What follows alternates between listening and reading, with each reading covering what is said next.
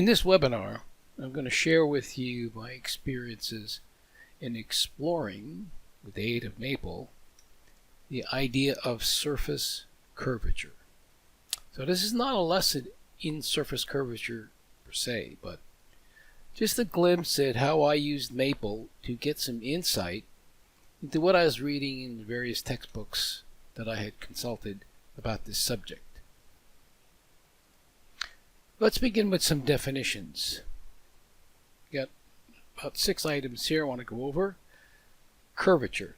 I call it, for clarity, the Frenet curvature. This is the kind of curvature you learn in a multivariate calculus or a beginning vector calculus course. This is the scalar value. This is the curvature vector. This is a principal normal. That's a unit vector. And here is a description of what those things are. Now, when we get to surface curvature, we have these words to deal with. Normal section. That's associated with a tangent vector. So the tangent vector in the tangent plane gives a direction.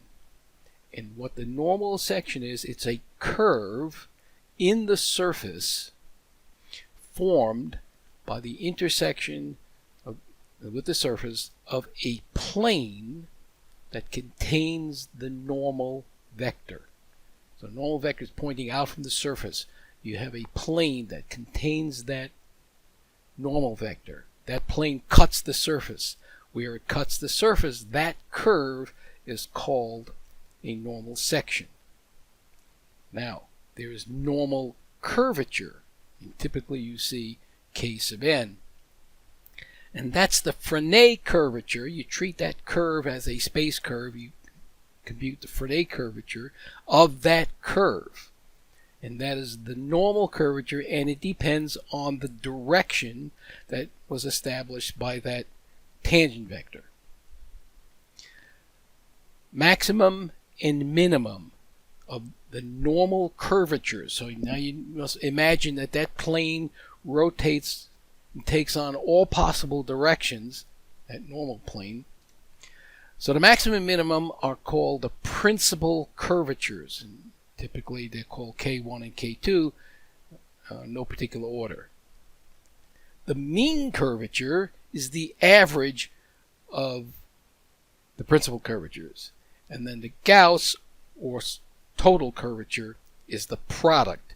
It turns out that the Gauss curvature is an intrinsic property of the surface, but the mean curvature is not. Okay, so what's the plan of this first set of explorations? Pick a point on a particular surface. So here is the surface I picked. And the point has nice integer values. If you put in a 1 here for x and a 1 here for y, you have 10 take away 5, so z is 5. I'm going to erect a normal vector there. I'm going to find the tangent plane. In a tangent plane, I need a family of tangent vectors because I have to get a whole bunch of these normal planes, cutting planes. Okay, so I get these planes, do an intersection to get these normal sections, which are the curves in the surface, and I will calculate the Frenet curvature of these sections. And then I'm going to look at the extreme values of minus k, and this minus sign has to be explained. And I'm going to compare these extreme values with the principal curvatures, which can be calculated with a variety of formulas you'll find in literature. So that's the first thing to determine just what is this normal curvature defined via these normal sections. And then there are other explorations that we'll get into. Okay, now in order to make use of Maple, we have to get some stuff into its memory. Here are the initializations. I will need the plots package because I'm going to draw some graphs. I will mostly use tools from the multivariate calculus package, but there is need for tools from the vector calculus package and even the linear algebra package. And I like the student packages because they're not quite so fussy about staying in the real plane and so forth. Now what I've done here is alias a name, a short name, because there are commands in all three of these packages which conflict. So with no preface, I'll be using something from the multivariate calculus package, and if I want to use something from one of these other two packages, I'll simply use the long name, but the alias will mean I won't have to do so much typing. And then Z is the definition of the surface. Next, we'll start calculating some surface quantities that we need for our explorations. And I've tried to use notation that looks as much like real math as possible. So define the surface as a position vector. So this is a parametric representation, x, y, z of x and y. That's big R. I differentiate it with respect to x, and I differentiate with respect to y. This generates tangent vectors. And because I have assigned to big R, I can't now subscript big R, so I use a little r. The cross product is a normal vector.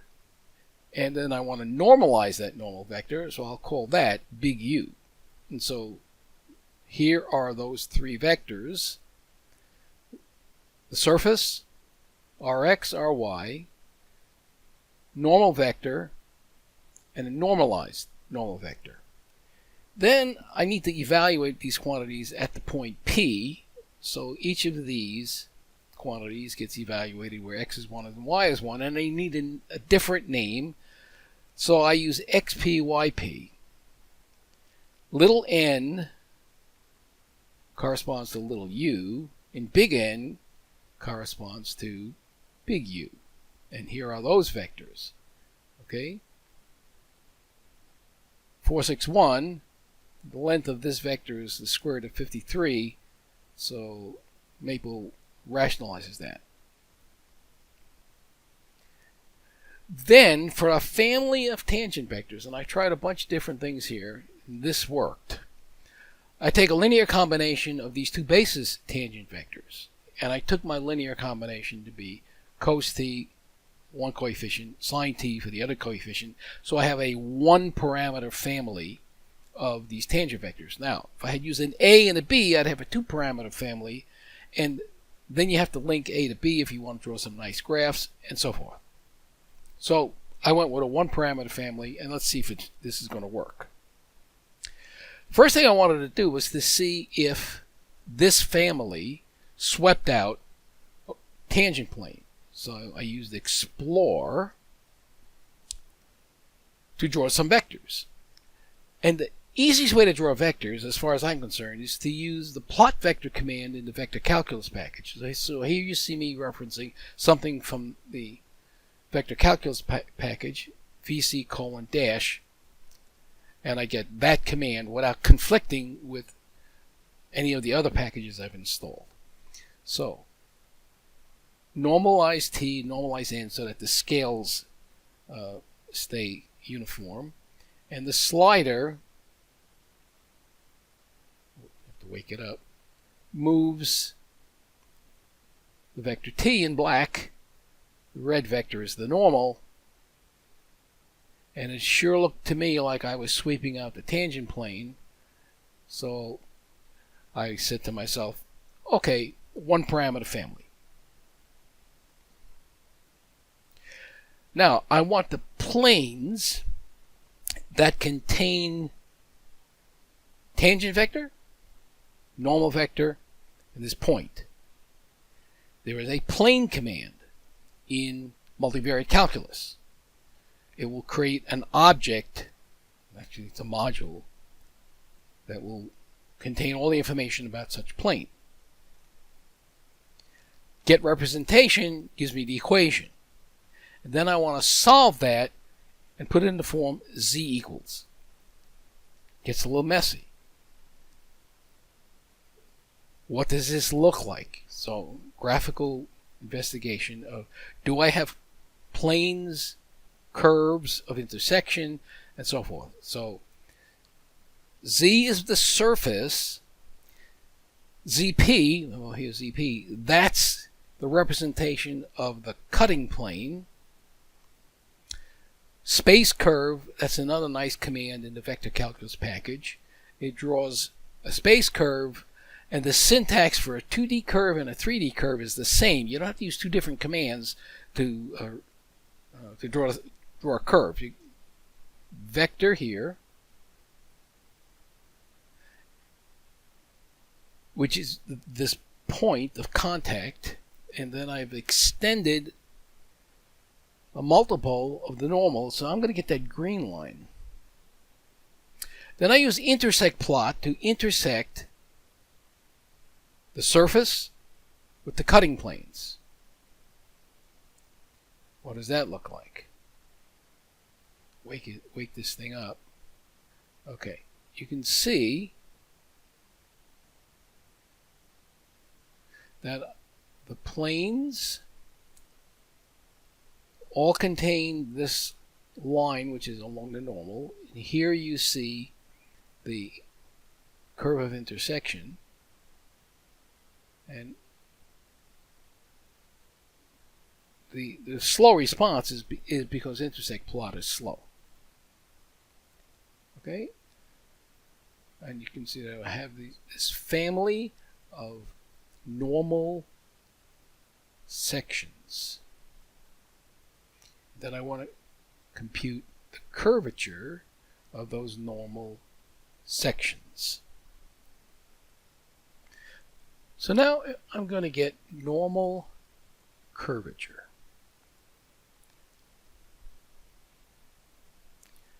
So here is one equation for the surface. This is an implicit equation for the curve generated when I intersect the plane with the surface. I solve those simultaneously for x as a function of the letter z, and y is the function of the letter z. So x of z, y of z, z will be the parametric representation of these curves of intersection. And there are two solutions. So here I define two possible curves, C1 and C2, in a vector form, x of z, y of z, z, when I evaluate this vector with the information contained in these two solutions. Then I checked, let's look at one point. When z equals 5 and t equals pi upon 4, do either of these curves pass through 1, 1, 5? And the first one seems to be the one that passes through 1, 1, 5. And eventually we'll see what's going on with this other curve. Okay, so I assumed that C1 was the family of normals that I wanted, normal curves that I wanted to look at. Let's draw a picture. So this is the space curve C1. This is the space curve C2. I put it on the surface. I did not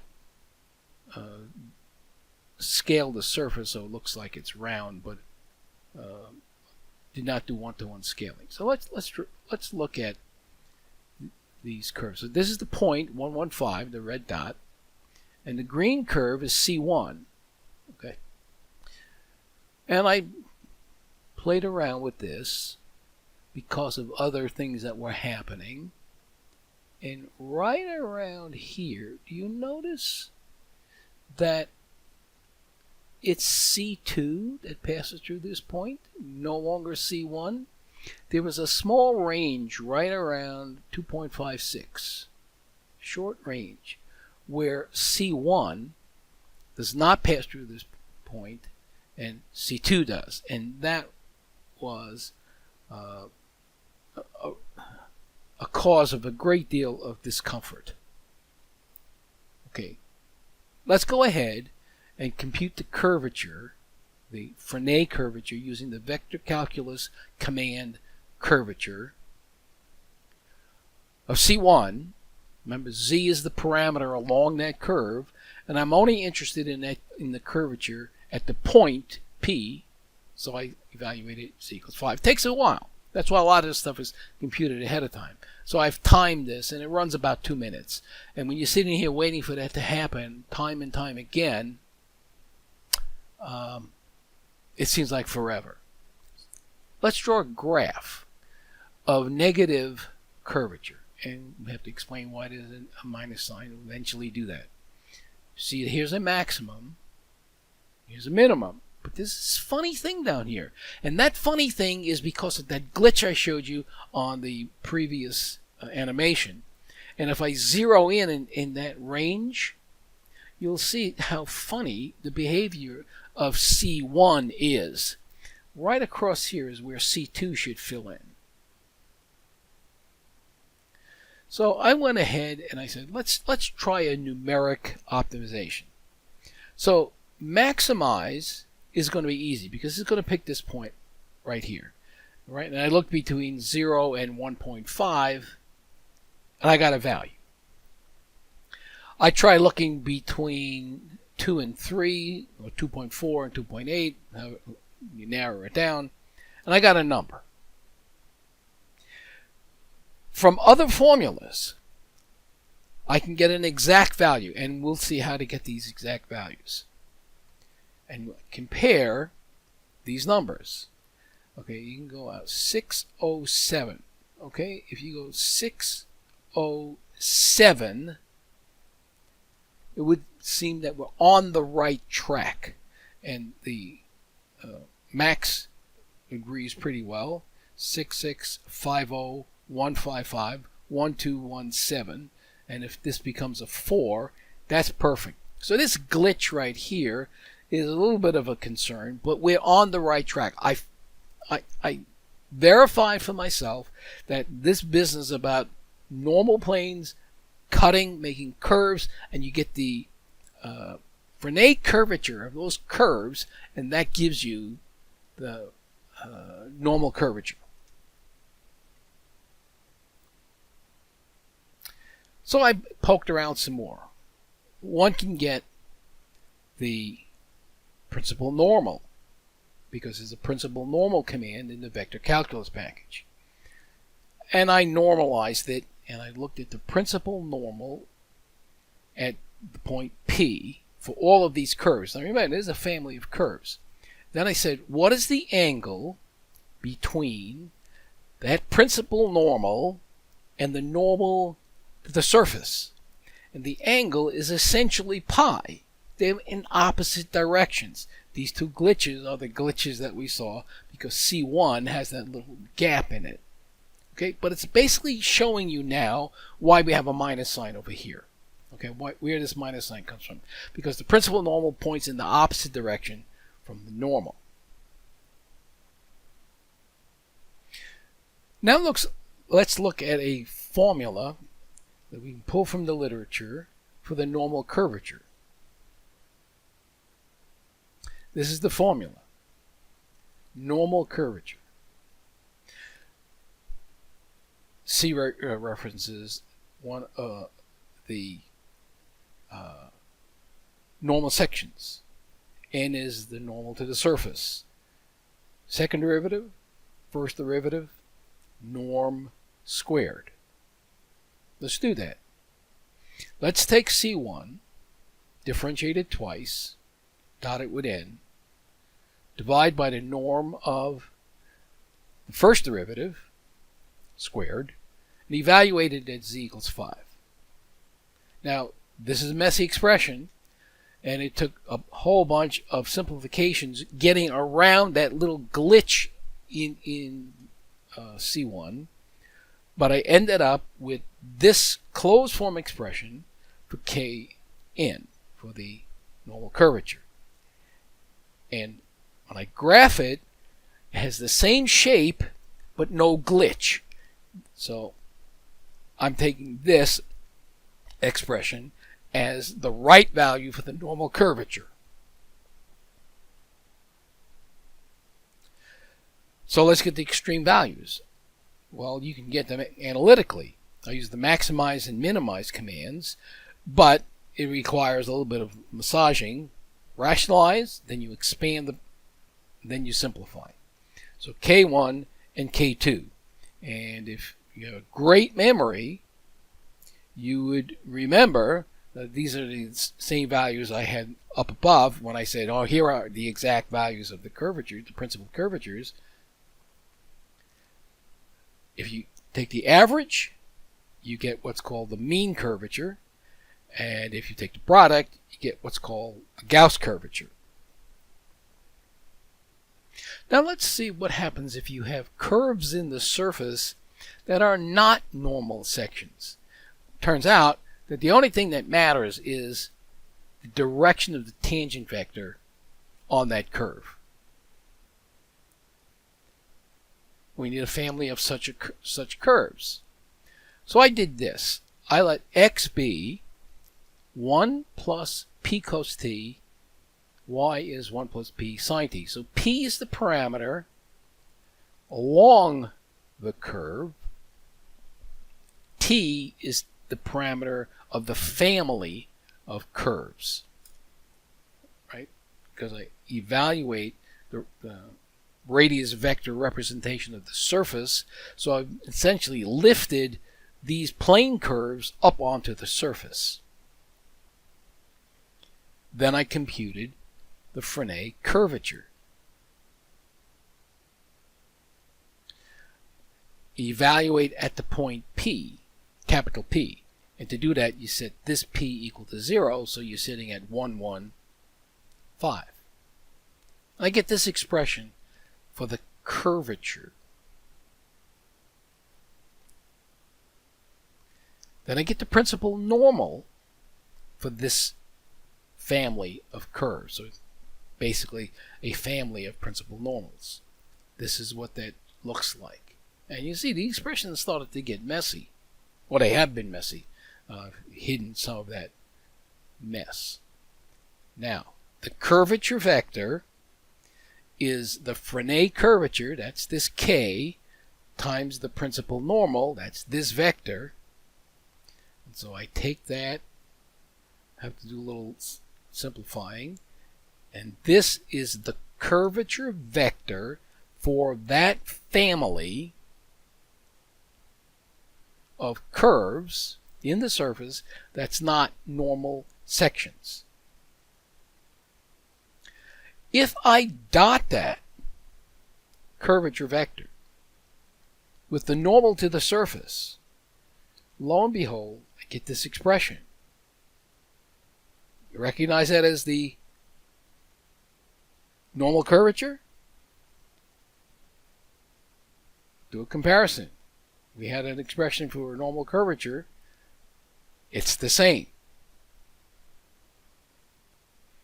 And that brings us to an expression or a result that's attributed to this gentleman, and I'm not sure how to pronounce the name, Musnier.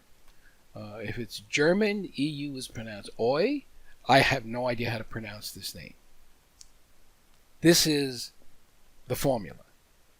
And you just saw it illustrated for you.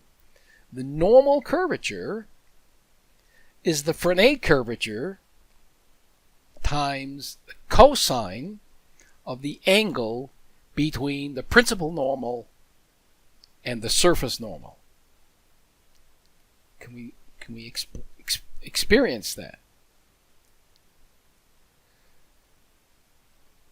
If you take the dot product between the curvature vector and the surface normal, you are taking the dot product between what is k. It's curvature times principal normal. Now this is a unit vector and this is a unit vector, so all that's left from this dot product is the cosine of the angle between. So you have k cosine of the angle between. You saw that that projection is the normal curvature. Can we illustrate that? Well, what do we need for this angle? We need the angle between the principal normal and the surface normal.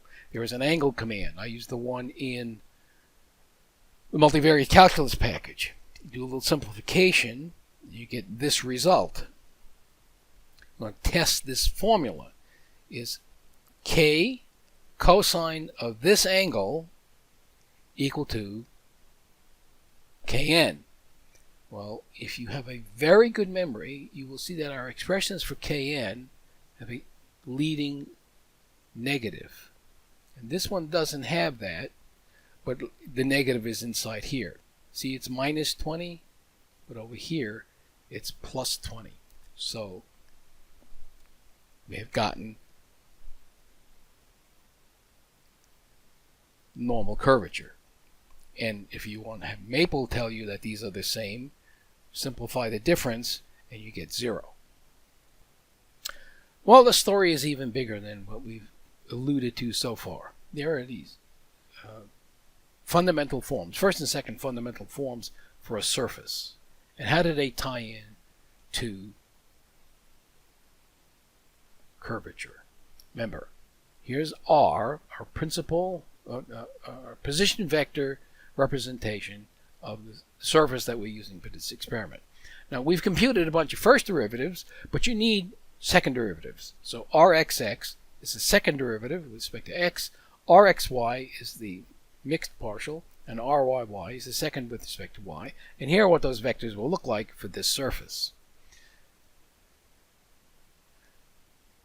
Fundamental forms are quadratic forms. The components for the first fundamental form are first derivatives dotted. And if you have any recollection of a metric tensor, this is the same set of dot products you use to get components of a metric tensor. And it's not surprising that this representation of the resulting quadratic form would give you the ds, or length, element of length along the surface. Now, if you take these expressions of second derivatives and dot them with the surface normal, you get these numbers, E, F, and G, and that forms another quadratic form, and that's called the second fundamental form. Now, what is that going to look like for our example? Well, the numbers turn out to be 17, 24, 34, and if you put them in a matrix, and we give this the name pi1 for the first fundamental form, you can put a vector on a column vector on the right, on the right, and a row vector on the left. You see, you would be computing a length squared, and the numbers here, negative 4 over the root of 53, negative 6 over the root of 53, and 2 of them are 0 because these vectors are orthogonal. And here's the result that I'm driving at.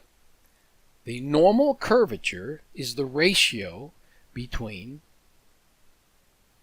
the second fundamental form, evaluated at some vector v, divided by the surface length of that vector.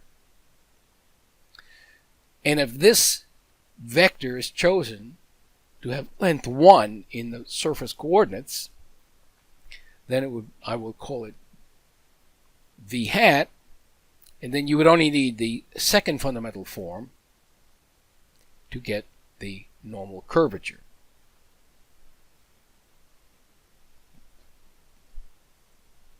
And that's what this little phrase down here means. Now, this fundamental form stuff, it's not black magic. Let's just take a very quick glimpse to dispel any thought that I'm dealing in black magic here. So, get the stuff straight. And Roman capital is the surface normal. I've used nu for the principal normal. I'm going to have two different kinds of derivatives here. One with respect to the actual parameter that you have your hands on, dt, and arc length as the parameter, which you can never get your hands on. So if I differentiate with respect to t, I'm going to use a prime. And if I do the derivative with respect to s, I'm going to use an overdot. So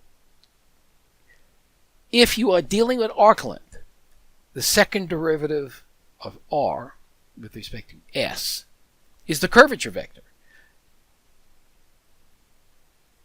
And if you carry out those derivatives, second derivative, you get rxx, x dot squared, rxy, x dot y dot, and you get two of those terms, ryy, y dot squared, and then first derivative of r, second derivative of x, same here with this one. If you then dot that with the normal, surface normal, okay, k dot n. Now we've already seen that that's going to give you the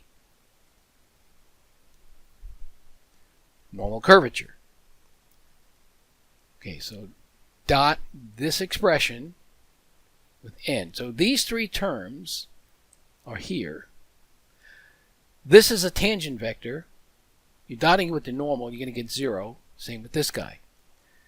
These numbers, n dot rxx, n dot rxy, n dot ryy, those are the numbers that we saw up here in the second fundamental form. So the second fundamental form is not black magic. It's coming out rather naturally.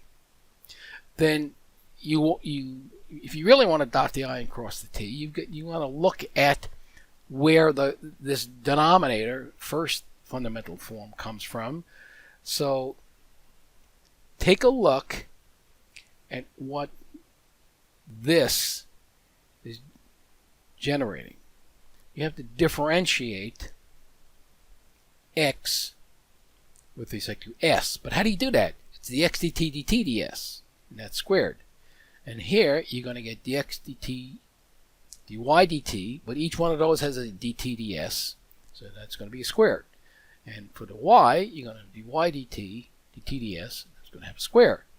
So if you take the e, f, and g and you make this matrix out of it, then you can take dx dt dy dt, x prime, y prime, and the dt ds, put it in the denominator, it becomes ds dt. That's where that guy came from. So it's not black magic. Okay, so ds dt squared is nothing more than dr dt squared, or the length, the norm of that. So what are you doing? You have this vector, dr dt, looks like this. You dot it with itself. You get rx dot rx. You'll have an ry dot ry, and this is the mixed term. And you have two of them, and that's where the denominator up here comes from. So it's not black magic. So at first it looks like it might be just mystical, but you take a little bit of time to convince yourself that it's okay. Okay, we have to do an example of that, right? So, what is our curve? Well, this is the one that we saw is not a normal section.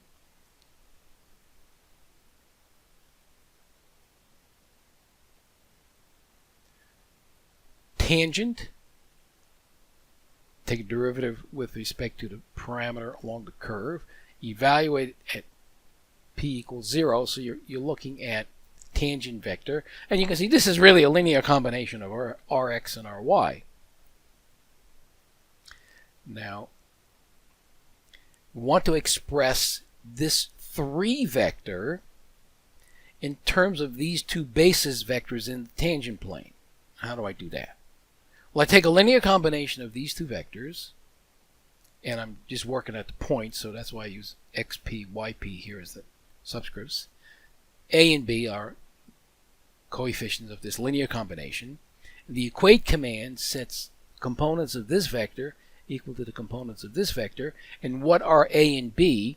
That's going to have the vector v expressed as a linear combination of these two basis vectors. Well, the a and the b as a pair in a vector and I use uppercase V, cosine sign. You can almost guess it was going to be a cosine sign from here. And if you evaluate bilinear form, second fundamental form, divide by the bilinear form, first fundamental form, and this is a linear algebra command, bilinear form, you get lambda equals, and the simplest way to deal with, it doesn't have the minus sign out front, but the minus sign is inside. Look at the difference between them. Difference is 0. So indeed, this ratio does produce the normal curvature. Now, it turns out that the more modern treatments go at this surface curvature in terms of directional derivatives. So look at this definition.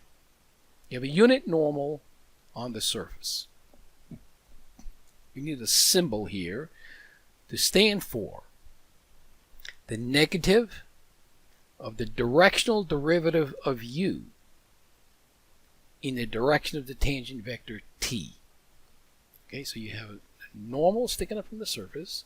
You take the directional derivative. How does that change? How does that surface normal change in the direction of this tangent vector? If you can compute that directional derivative, then you can define this thing called the, and again, here is a name, don't know how it would be pronounced. It's probably German because there is a place in Germany with that name. So, would that be Weingarten? I think if I were in a classroom and I were telling my students that this is Weingarten, they would look at me and say, no, it's Weingarten. So you pronounce it as you are comfortable. So you define a map which takes the tangent plane to the tangent plane. In particular, that map is specified by saying the tangent vector that you take as the direction here maps to the negative of the directional derivative of the normal vector in the direction of t. And that's called the shape operator. And it has a matrix representation. Look at these fundamental forms. So this will be the matrix. Take this fundamental form, invert it, because this is a matrix, make this product. And so for our example, this is the matrix W. Now, right here I have to stop with an aside. The aside is essentially this. When you take a tangent vector in the tangent plane, and when you do the directional derivative, the vectors have 3 components. How can this 2 by 2 matrix represent these mapping between vectors with 3 components? It stumped me for quite a while. I was not comfortable with that. And I did a bunch of searching on the internet to see what was going on. And I ran across this one site. It's a forum for questions in physics. Somebody posted exactly that question. Look, the shape operator is 2 by 2. What's going on? These vectors are 3 by 3. And you're going to get a matrix is 3 by 3. How do you get a 2 by, how does this work with a 2 by 2? And there's a long chain of answers, none of which actually answered the question. Okay, so I took a little comfort in that. I wasn't the only one stumped by that issue. And of course, we're going to have to figure out what's really going on here when they define this mapping. So basically, I want to do an example. Call that a construction. I want to experience some of this directional derivative stuff to see if I can make some sense out of this mapping. So I'm going to work in the student vector calculus package because it has a directional diff command. But to use that command, everything that it hits has to be a vector field, because there's this distinction between a vector and a vector field in the student vector calculus package. Basis format, it means I want my vectors to display as column vectors and not with explicit reference to basis vectors, sum over basis vectors. So I've taken these three vectors, Rx, Ry, and U, and I've made them into vector fields, and I had to give them a different name. So rho x, rho y, nu, and then linear combination for my tangent vector. Linear combination of these two vectors for my tangent vector. And I evaluate it at the point 1, 1, because that's where I'm going to be operating. And this is a display of those vectors. So this is Rx, this is Ry as vector fields, normal vector, unit, is a vector field, and this is a 2-parameter family of tangent vectors. Directional derivative of the normal in the direction rho x. Directional derivative of the normal in the direction rho y. And I evaluate that at the point P. And I need names, so I use M1 and M2. And here are those two vectors. They are 3 vectors, okay, 3 component vectors. Okay, so tangent is being mapped to, right, this tangent vector, 3 components, is being mapped to this vector, and this tangent vector is being mapped, or I guess this is the negative sign, being mapped to this vector. I want to express these two vectors in terms of the basis, rho x and rho y. So we do this trick about equate t, which is this vector, to m1, and equate it to m2, solve, and then put those numbers a and b that I calculate into new names m1 and m2, and now they are 2 vectors, 2 component vectors. It's these 2 numbers and these 2 numbers. And why is that? It's because rho x and rho y behave like the unit vectors ij 1, 0, 0, 1, because they're orthogonal. If I put those 2 vectors, capital M1 and capital M2, into a matrix, and compare that matrix to this matrix W, which I computed by this black magic between the first and second fundamental form, I see the same. And so that's how you go from a 3-component vector to a 2-component vector, so you can define this shape operator. And finally, just check. M1 and M2 are directional derivatives, and they're supposed to be in the tangent plane. So let's dot them with the normal. That's at point P. You get 0. Dot it with the normal. Point P. You get 0. So they are indeed in the tangent plane the way they're supposed to be.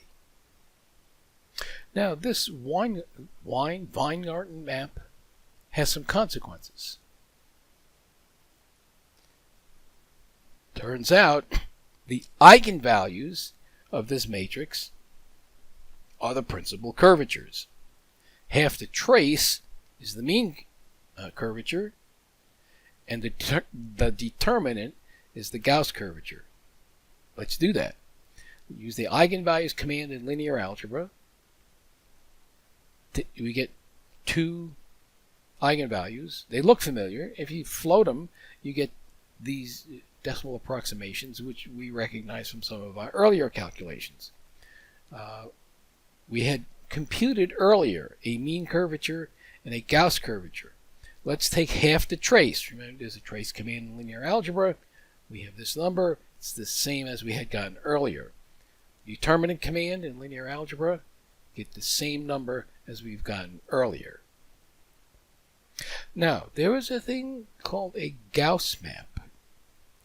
that I ran across, and I wondered, what is a Gauss map? What's that? Okay, Gauss map looks at the components of the unit surface normal and treats them as the parametric representation of a surface. So here is the unit normal, and I just simply plot it as a surface, and I get this hemisphere, which is what they say you get. You get points on a sphere. Well, I see these lines. These are the lines that Maple uses when it draws, connects the dots and so forth. What are these lines? Get a handle on these lines. So let's draw space curves, right? Treat these as space curves. What are they?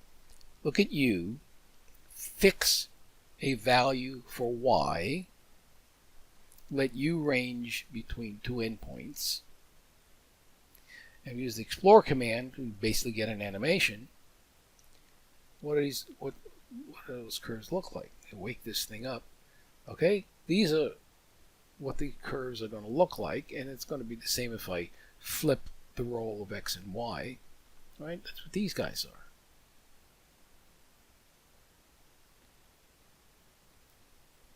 are. Took some circles in the plane of varying radius, so I'm going to animate on the radius. Right? So if I evaluate U for X equals this and Y equals that, and then do an explore on those space curves, I'm going to get these loops. Right? So basically lifting the circle to this hemisphere that the Gauss map defines. I didn't get very much further with this. I didn't see what this Gauss map was really telling me. And if there's something there that I'm missing, then I missed it. And finally, we have a chance to take a look here at geodesic curvature. It's another kind of curvature. Geodesic curvature. Okay. So what's geodesic curvature? Let's set the scene. You have a point P on a surface S, a number kg. That will be the symbol for the geodesic curvature. What is that? For an A curvature of the curve C hat. And what is the curve C hat? It's the orthogonal projection of C onto the tangent plane. So C is a curve in the surface. You project that orthogonally to the tangent plane. That is a curve C hat. You get for an A curvature of that. So the geodesic curvature is going to be the projection of the curvature vector onto the unit vector n cross t. Right, so n is normal to the surface, t is in the tangent plane. Take the cross product, that will be in the tangent plane. Okay, up, over, right hand rule, that will put that vector. I use zeta because I needed another symbol, and zeta is in the tangent plane. Okay, so this is a formula that I dug out in the literature. This number, geodesic curvature, is a projection, so it's k dot zeta, but zeta is n cross t. Notice that this is a triple scalar or a box product, k dot n cross t. Now, if you track down what these are, you can see that you're getting in the numerator that same box product, but because we're differentiating with respect to the actual parameter on the curve, not with respect to arc length, you're going to have the norm of the first derivative appearing, and it's cubed. So there were two approaches, and I found that the second approach was a little bit easier to deal with than the first approach. So I'm going to do the approach 2 first. So in this second approach, we need the curvature vector, which we've already computed, and I'm only going to get it at point P, and I'll call that K naught. The tangent vector, which is the derivative of the curve C, and this is the curve C that we defined earlier. It's not a normal section. It was the curve in the surface, which was not a normal section. I need its derivative normalized and at the point P, and then I want to compute K dot n cross T. These are the vectors, K naught, T naught.